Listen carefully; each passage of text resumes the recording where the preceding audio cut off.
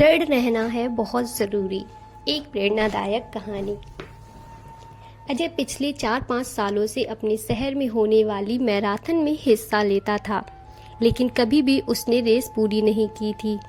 पर इस बार वह बहुत एक्साइटेड था, क्योंकि पिछले कई महीनों से वह रोज सुबह उठकर दौड़ने की प्रैक्टिस कर रहा था और उसे पूरा भरोसा था कि वह इस साल की मैराथन रेस जरूर पूरी कर लेगा।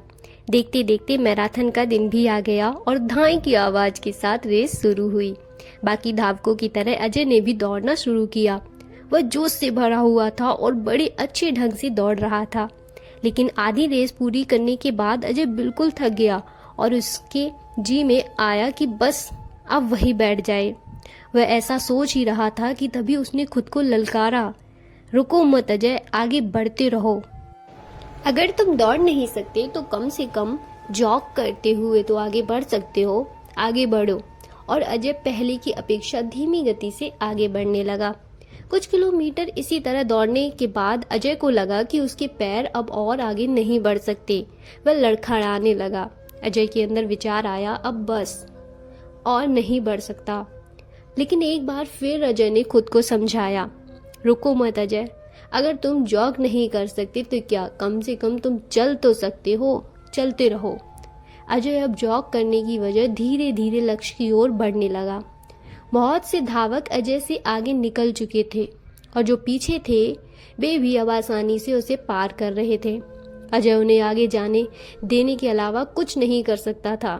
चलते चलते अजय को फिनिशिंग पॉइंट दिखने लगा, लेकिन तभी वह अचानक से लड़खड़ा कर गिर पड़ा।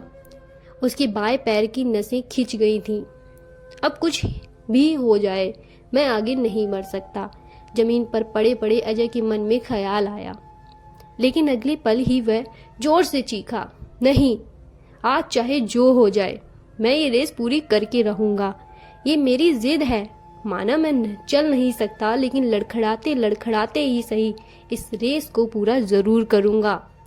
अजय ने साहस दिखाया और एक बार फिर असहनीय पीड़ा सहते हुए आगे बढ़ने लगा। और इस बार वह तब तक बढ़ता रहा जब तक उसने फिनिशिंग लाइन पार नहीं कर ली। और लाइन पार करते हुए वह जमीन पर लेट गया।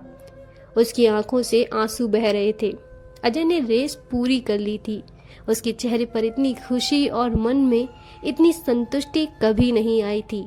आज अजय ने अपने चलते रहने की जिद के कारण न सिर्फ एक रेस पूरी की है, बल्कि जिंदगी की बाकी रेसों के लिए भी खुद को तैयार कर लिया था।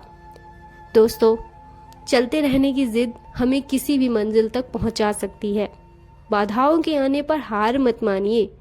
ना चाहते हुए भी कई बार कंडीशंस ऐसी हो जाती हैं कि आप बहुत कुछ नहीं कर सकते। पर ऐसी कंडीशन में कुछ भी ना करने का एक्सक्यूज मत बनाइए। घर में मेहमान हैं, आप 8 घंटे नहीं पढ़ सकते, कोई बात नहीं, 2 घंटे तो पढ़िए। बारिश हो रही है, आप 10 कस्टमर्स से नहीं मिल सकते, कम से कम 2-3 से तो मिलिए। एकदम से रुकिए नहीं, थोड़ा थोड़ा ही सही, बट आगे तो बढ़िए।